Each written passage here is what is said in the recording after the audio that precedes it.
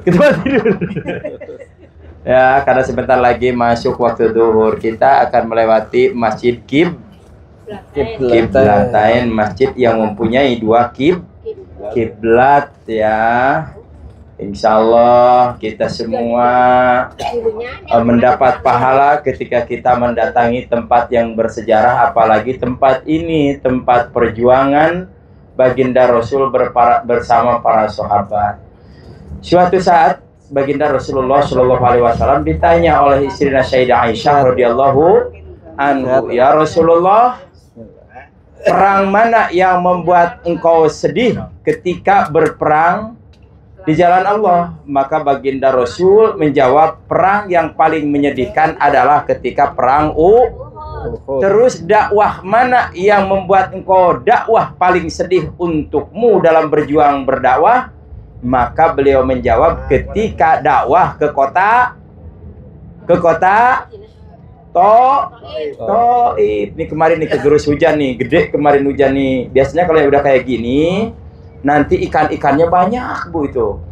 Kalau nggak percaya kita turun ke sana.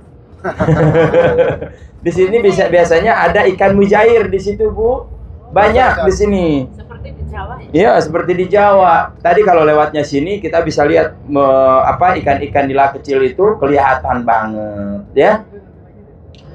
Kenapa baginda Rasulullah Shallallahu Alaihi Wasallam menjawab demikian? Yang pertama, beliau sedih yang luar biasa karena di saat perang Uhud, paman tercinta, paman yang paling terdepan membela beliau meninggal dunia, syahid di tempat ini. Karena walaupun begitu Sayyidina Hamzah sebelum masuk Islam pun ketika ada yang menghina kepada baginda Rasulullah SAW, maka beliau yang paling depan membelanya. Bahkan pernah suatu saat Abu Jahal menghinanya baginda Rasul, maka Sayyidina Hamzah mendatanginya sepulangnya dari gunung, sehingga pada saat itu beliau sedang membawa panah. Kalau itunya panah apa Bu? Busurnya, kalau bukan busurnya yang satu lagi. Itunya yang dipegangnya itu. Anak panah yang yang buat persiapan dipegang nih. Apa itu kan besi ya Bu ya? Sehingga pada saat itu ke kepalanya si Abu Jahal, sehingga Abu Jahal sampai terjatuh. Semua teman-temannya Abu Jahal marah yang luar biasa kepada Sayyidina Hamzah, tapi Sayyidina Hamzah tidak pernah gentar. Bahkan seorang Sayyidina Hamzah, kalau beliau berburu, kalau dapat macan itu bukan lagi berdua bertiga, sendiri beliau dipanggulnya sama beliau. Saking badannya yang kekar, besar, pemberani, tanpa ada takut sekalipun untuk beliau. Itulah Sayyidina Hamzah. Makanya disebutnya asyadullah wa asyadur Rasul. Singanya Allah, singanya baginda Rasulullah, karena selalu terdepan. Kenapa sedih yang kedua? Karena di sini baginda Rasulullah SAW terkena yaitu busur panah di pelipis atau di rahang giginya, sehingga berdarah-darah beliau sampai beliau sehingga di salah satu gua, ada guanya di atas, bahkan sebagian ada yang menyebutkan bahwa darahnya baginda Rasul menetes dan sampai saat ini harum mewangi. Namun gua itu sekarang sudah ditutup. Kita sudah tidak bisa masuk lagi gitu. Kita juga lihatnya hanya dari jarak jauh saja. Sedangkan Taif menjadikan bahan dakwah yang paling sedih buat baginda Rasul, karena ketika baginda Rasulullah SAW ditinggalkan oleh istri dan pamannya, maka saat itu kesedihan yang luar biasa, sehingga beliau berangkat ke kota Taif, angan-angan ingin mendapatkan tempat yang mungkin bisa menyejukkan jiwa. Namun ternyata ketika datang ke kota Taif, beliau malah dicaci maki, diintimidasi. Bahkan beliau diintimidasi dengan batu, tulang belulang, bahkan kotoran-kotoran unta kepada beliau. Makanya Olayan Tour and Travel, insya Allah nanti kalau sudah di Mekah ada city tour ke kota Taif. Ada yang mau ikut ke Taif? Ada? Apa semuanya? Semuanya ya, biar rame ke sana. Apalagi sekarang Taifnya lagi dingin banget tuh. Lagi dingin. Ibu bisa menggunakan alternatif di sana seperti naik apa Bu? Gondolan. Gondolan di sana ya. Ada yang mau naik? Ada, tapi yang lemah jantung jangan. Yang berani aja ya, karena ketika melihat ke bawah itu, dulunya katanya orang Taif yang menyampaikan bahwa itulah jalan tempat baginda Rasul ketika beliau mendatangi kota Taif. Jadi kita kalau naik gondolan itu bukan hanya untuk lihat aja, sebenarnya ada di bawahnya. Cuman waktunya kalau ke Taif itu seharian full ya, insya Allah kita sehat walafiat, karena yang pertama umroh pertama, yang kedua umroh dari Jironah, yang ketiga mungkin kita umroh mengambil mikot dari Taif. Siap Bu, siap? Siap Pak, siap tidur? Siap. Ya, tidur harus selalu semangat ya. Karena itu adalah sebagian nikmat dari Allah Subhanahu wa Ta'ala. Kenapa disebut nikmat? Ada yang nggak bisa tidur, Ibu, 2 hari 2 malam ke rumah sakit nggak? Hah? 2 hari 2 malam nggak bisa tidur, akhirnya mereka mendatangi dokter. Berarti tidur itu nikmat. Jangan sia-siakan ketika kita ngantuk, mending kalau Bapak Ibu sudah tidur, aku pun akan ikut tidur. Dibayar sudah, tidur pun aku ikut. Nah, samina wa ta'na.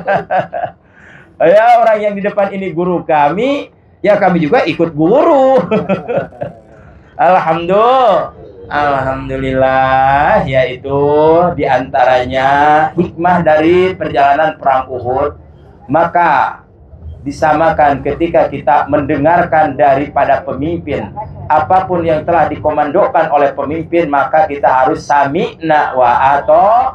Seperti apa yang disampaikan oleh guru, apapun guru menyampaikan, dengarkan saja, karena tidak ada seorang guru yang memberikan jalan ke jalan yang salah.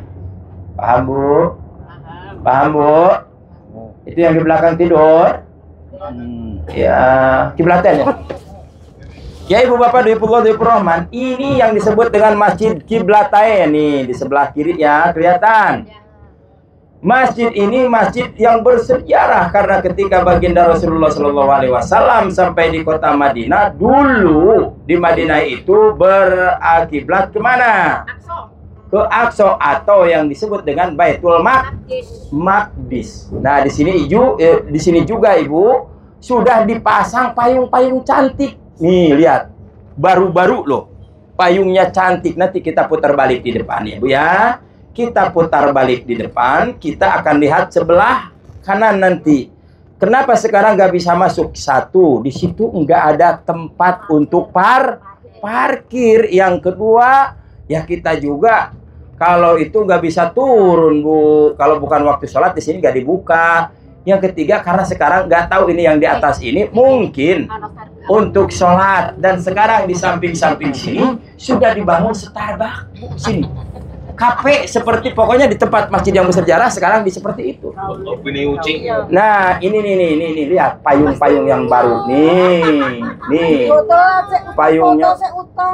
Foto udah lewat, Ibu tidak beruntung. Nah, inilah masjid yang pernah dipakai sholat oleh baginda Rasulullah Shallallahu Alaihi Wasallam. Ada yang menyebutkan sholat asar, ada yang menyebutkan sholat duhur, tapi kebanyakan berpendapat bahwa ini sholat asar, karena saat itu baginda Rasulullah Shallallahu Alaihi Wasallam sedang bertakziah ke tempat ini, sehingga bertepatan dengan waktu asar. Maka pada saat itu baginda Rasulullah SAW sholat berjamaah bersama para sahabat. Sedangkan ketika sholat, baginda Rasulullah SAW wajahnya melihat ke kiri ke kanan, karena menunggu, ingin turun ayat agar memindahkan kiblatnya ke kiblat yang beliau cintai, yaitu kiblat mana? Ka'bah. Sehingga diabadikan dalam surat Al-Baqarah ayat 144. Bismillahirrahmanirrahim. Qad nara taqalluba wajhika fis sama falanuwalliyannaka qiblatan tardhaha fawalli wajhaka syatrul masjidil haram. Itu ayatnya. Kalau salah bisa dicek lagi apa ya, di Al-Qur'an ayat 144 surat Al-Baqarah. Kalau tafsir ini saya kalau menafsirkannya di sini ada guru-guru kita, insya Allah nanti disampaikan di Pekalongan ya. Jadi ketika itu kata Allah, seringkali aku melihat wajahmu wahai Muhammad mengadahkan ke langit karena engkau menunggu agar kiblat itu dipindahkan, yaitu ke kiblat yang engkau cintai, yaitu Masjidil Haram. Itu awal muawal jadi masjid kiblatain. Berapa lama baginda Rasul berkiblat ke Baitul Maqdis di kota Madinah?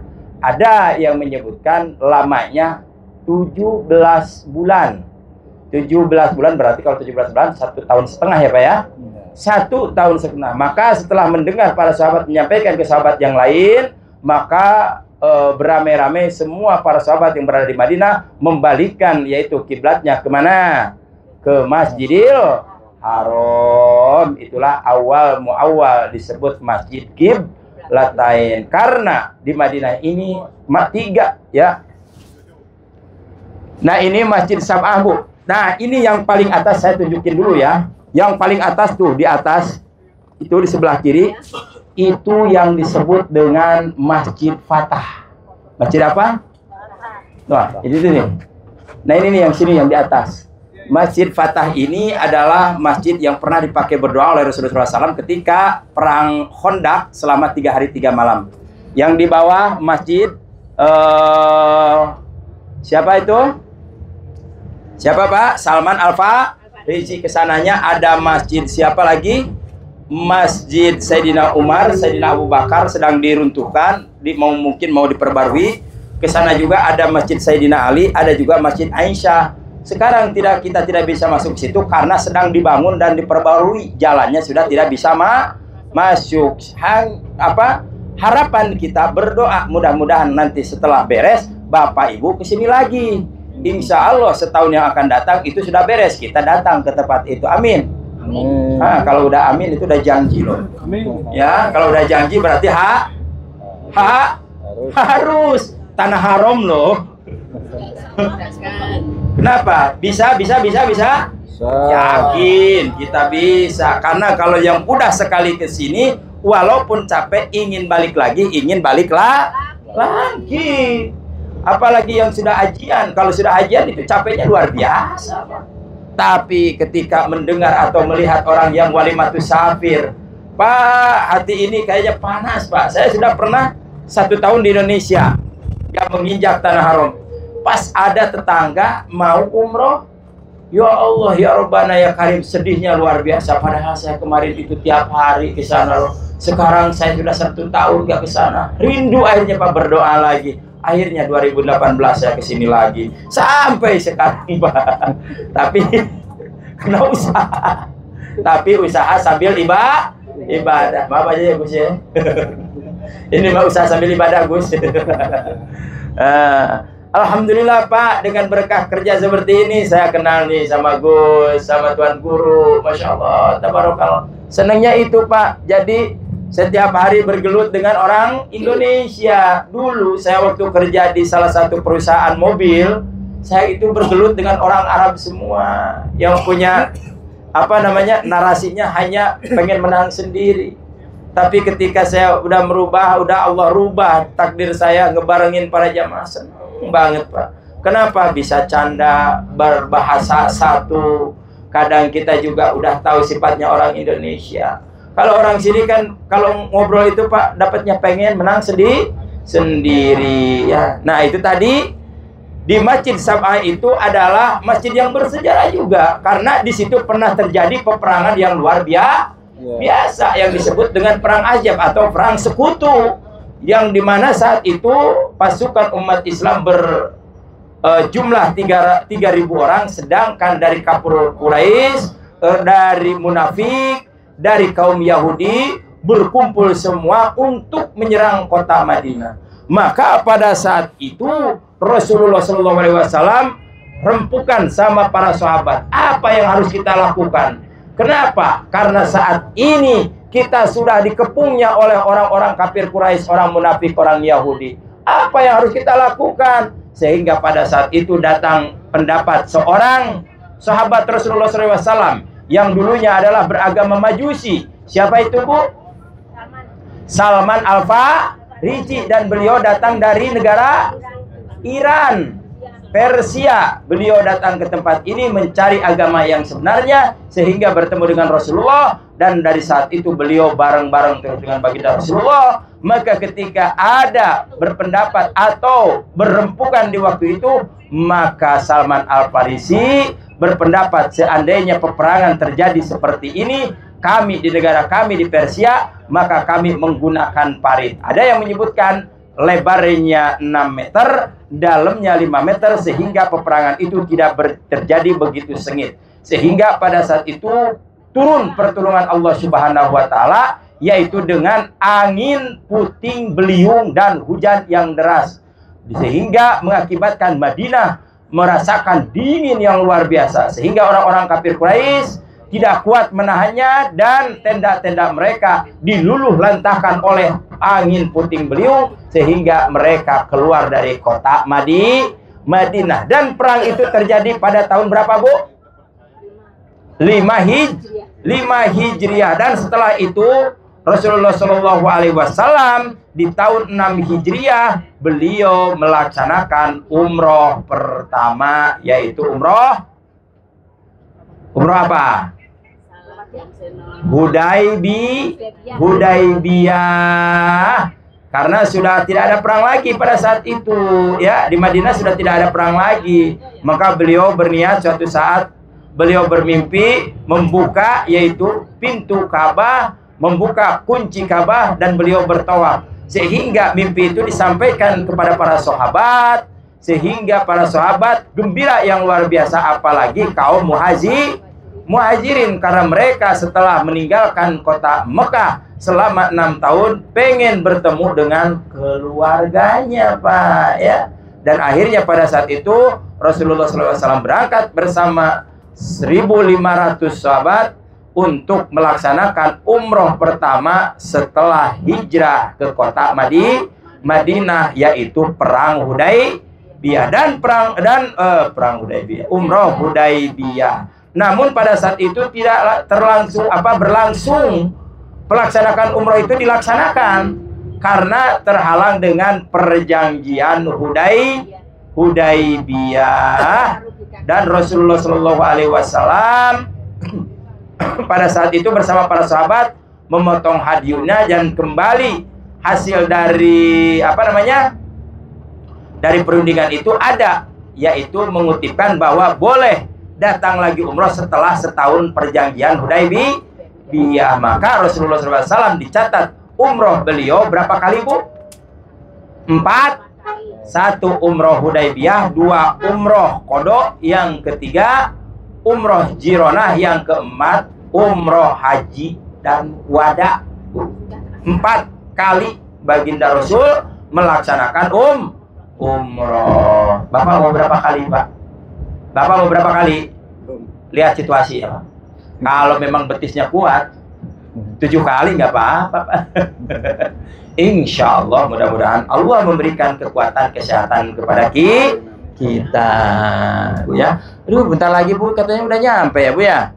Sebentar lagi kita akan nyampe. Maka hati-hati, karena tadi saya lihat ibu beli kurma, ibu belanja lagi, ibu duitnya masih banyak lagi. Jangan sampai ketinggalan di bawah kursi ketika HP atau charger. Biasanya, Bu, kemarin saya dari Lampung 2 orang. Saya udah sampai habis suara. Ibu, hati-hati barang bawaannya. 3 kali, Bu, Mas mau turun, hilang HP-nya 1. Tapi kata saya, udah harus gimana lagi? Dicari barang kecil nggak ada. Yang kedua, hilangnya ketika di Masjidil Haram. Seorang perempuan ingin ikut cium Hajar Aswad. Nah, kalau perempuan jangan, ya. Yang penting kalau bisa perempuan itu disunatnya masuk Hijr waktunya jam berapa? Jam 9. Dari jam 9 udah dibuka untuk perempuan. Laki-laki pagi jam 8. Hijr Ismail itu. Tapi kadang-kadang, Bu, ya, kadang-kadang tidak bisa meyakinkan juga, Bu, ya, karena sejatinya sekarang Masjidil Haram sedang renovasi. Itu saja, Bu, perjalanan kita dari awal sampai akhir. Alhamdulillah lancar, aman, nyaman semuanya. Mudah-mudahan menjadi ladang pahala buat kita, khususnya untuk diri pribadi saya, umumnya untuk semuanya. Amin ya Allah ya Rabbal alamin. Mohon maaf yang sebesar-besarnya, terkhusus untuk guru kami. Mohon maaf Gus, semuanya ya. Saya sudah lancang nih di depan nih. Tapi ini karena tugas saja, karena saya malu dan dibayar nih Pak Maulayan. Kalau nggak ngomong kata saya ini dipotong nih. Kalau ngomong juga lumayan dicapai. Maaf ya Bapak Owner ya, jangan dipotong ya. Saya udah bicara loh. Jadi juga memaksakan, malu nih sebenarnya sama Gus ini sebenarnya. Aduh tapi gimana kata saya. Kalau saya nggak ngomong, potongannya lebih besar lagi. Mana kemarin nggak jemput lagi ke Jeddah. Waduh, 2 kali lipat kata saya. Wah. Katanya oh iya, tapi kalau banyak itu berapa bonus ya Gus ya? Ya udah ditunggu nanti ya. Gimana nih jadinya nih pada akhir ketika pengantaran Bapak, insya Allah ya Rob. Ini Gus tahu aja ini dukung saya ini kayaknya. Maaf ya Bapak Owner ya, maaf nih. Saya nggak jadi pihak ketiga loh beliau, cuman dukung saja. Itulah Bapak perjalanan kita. Mudah-mudahan ada manfaat khusus untuk pribadi saya, umum untuk semuanya. Mohon maaf apabila ada kata-kata yang menyakitkan atau sekiranya pendapat dalam sejarah yang tidak sepadan, yang tidak sejalan. Mungkin perbedaan itu adalah yang terbaik untuk kita, agar perbedaan itu bisa mengimbangi keadaannya. Karena pendapat itu tidak harus satu pendapat. Saya juga tidak meyakinkan dengan pendapat saya. Namun itulah sepengetahuan saya yang doib ini. Insya Allah Allah Subhanahu Wa Taala yang akan menjadikan kita sebagai landasan, sebagai tujuan untuk mengangkat, menerus mendorong pada semangat kita untuk berjihad di jalan Allah Subhanahu Wa Taala, selayaknya bagaimana para sahabat, para tabi'in mengerjakan, yaitu perintah-perintah yang telah turun-temurun daripada para nabi, para wali, sehingga sampai kepada ulama-ulama. Maka jadilah orang-orang yang samina wa ta'na, apalagi kepada guru, juhudlah kepada guru. Insya Allah Allah memberikan keberkahan kepada kita. Amin ya Allah ya Rabbal alamin. Allahumma sholli ala Sayyidina Muhammadin tibbil qulubi wa dawaiha wa afiyatin wa abdani wa sifaiha wa nurul absari wa diyaiha wa ala alihi wa sahbihi. Allahumma salli wa sallim ala Sayyidina Muhammadin sahibil busara salatan tubashiruna biha wa alana wa auladana wa jami'a masyayikhina wa mu'allimina wa bana wa talibatina yaumina hadaiya yaumil. Ngantuk? Boten. Tadi ngantuk, sekarang udah ngantuk. Kenapa? Karena udah dapat yang diinginkan, udah belanja. Jadi semangat lagi ya Bu ya. Ibu bapak ibu Allah diperhormati tamunya Rasulullah. Sebentar lagi kita akan sampai ke hotel kita. Maka dicek kembali barang bawaan atau barang belian atau barang yang dibelanjakan di tempat ini. Maka mudah-mudahan kami doakan ibu dan bapak yang berbelanja di kota Madinah, Allah ganti berlipat ganda dan menjadi keberkahan untuk keluarga. Dan juga terima kasih untuk Pak Supir yang telah mengantarkan kita. Mudah-mudahan beliau sehat walafiat, panjang umur, sehat selalu, dan juga keluarganya di kampung halaman. Mudah-mudahan beliau juga dalam melayani para jamaah diberikan rahmat berkah oleh Allah Subhanahu wa Ta'ala.